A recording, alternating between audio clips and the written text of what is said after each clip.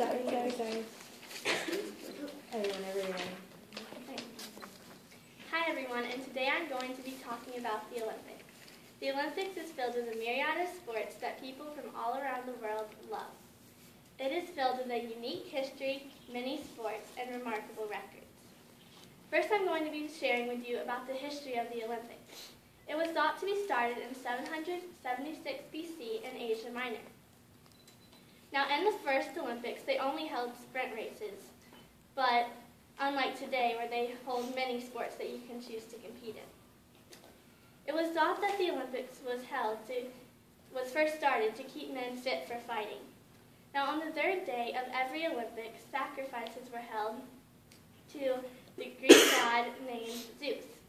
Later, the Roman emperor changed this law and told the people to only worship the one and only true God. So one day, a French nobleman named Pierre de Frédie suggested that the nations compete against each other and play these Olympic Games without going into battle. Now, no one had ever thought of this idea before, but they decided to give it a try. So the first modern Olympics, which is how we know it today, was held in Athens in 1896. So there are three different types of Olympics: the summer, the winter, and the Special Olympics. In the Summer Olympics, 28 sports are competed. My favorite sport, which is soccer, was the first team sport to be played in the Olympics. Another team sport to be played was basketball. Some variations have been made to this game to change it up a little bit. It used to be played outdoors, but now it is played indoors. The same goes for swimming. Swimming competitions in the Olympics used to be held outdoors, but now they have been held in indoor pools since 1908. Swimming became part of the Olympics in 1896. Some of the races that you can do in the Olympics when you're swimming are backstroke, breaststroke, and the butterfly. One water sport that is similar to swimming is synchronized swimming, and this event is for women only. In this event, women have to do a routine all together underneath the water. It's actually very hard, even though it looks easy. One event under the water for men only is water polo. This event is competed in teams of 7. Now, although all of you have heard about these events, some I found are very unusual. Handball, for instance, is played in the Olympics. Now, I didn't even know handball was in the Olympics until I actually did some research. So handball is basically soccer with your hands. Now I'm going to be talking about the Winter Olympics. The Winter Olympics was started in France in 1924. There are 3 different skating events in the Winter Olympics: ice skating, figure skating, and speed skating. Now in ice skating, ice skating became a sport in the 18th century. Figure skating, an event for men and women alike, is likely the most popular winter sport. Speed skating became recognized as an Olympic sport in 1992. Unfortunately for the Winter Olympics, World War II interrupted it in 1936, but it was soon started again in 1948 and has been celebrated ever since. Next, for the Special Olympics. The Special Olympics was designed especially for people with mental disabilities. This Olympics is held every 4 years, just like the other 2. Every athlete that competes in the Special Olympics is offered training for a whole year. Some teams that compete in the Special Olympics have mentally disabled and non-mentally disabled people on their teams. Every athlete that competes in the Special Olympics receives a ribbon or medal after competing. Approximately 1 million people have competed in the Special Olympics.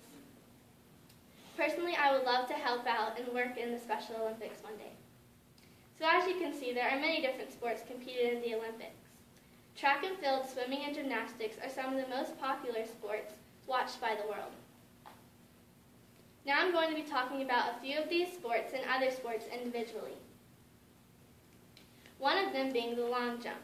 In the long jump, athletes push themselves as far as they can go in one leap into a sand pit. You might be surprised to know that the record for men is 8.9 meters in one jump. That's 33 feet long. That's probably longer than this whole room. Another sport in track and field is sprinting. When you sprint, you can choose the 100, 200, and 400-meter dash. Water sports are also very popular, but swimming is probably the most popular. In 1908, swimming competitions in the Olympics began to be held in pools, but before that, you might be surprised to know that they were held in the Bay of Zee. In 1912, women were finally allowed to compete in swimming races. Today, Michael Phelps still holds the record for 8 gold medals in any other water sport, or any sport for that matter. Another water sport is diving. Men and women alike can both compete in this sport, and it was started in 1904.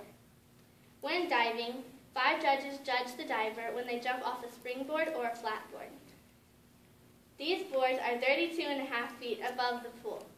Every diver is judged on the difficulty of their dive.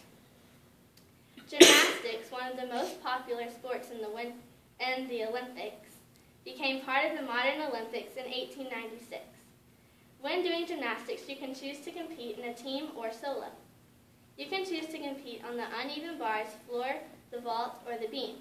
The beam is 16 feet long and 4 inches wide. On the floor, you can jump, balance, and tumble to a routine with music. Now for some of the people who have competed in the Olympics. Many athletes have become famous from the Olympics, and you might see them on cereal boxes or other health food products. They put their faces on these products to help pay for their training when they go to the Olympics. Jackie Joyner-Kersee was the first lady to compete in track and field and won a silver medal in her first Olympic competition. In 1984, Mary Lou Retton won a perfect 10, and this had never happened before, so everyone was amazed. She had been training for gymnastics since she was only 7 years old. Nadia Comaneci also scored a perfect 10 in gymnastics, and she was the first to win a gold medal in 1976. Wilma Rudolph is also an inspirational athlete because she overcame polio. If you don't know what polio is, it's a disease that makes your legs and your immune system weak. When she was little, she couldn't even walk. In 1956, she won a bronze medal in running. She has now started an organization to help kids continue in their athletic dreams. So as you can see, the Olympics is a very interesting event with a unique history, many sports, and remarkable records. Thank you for listening.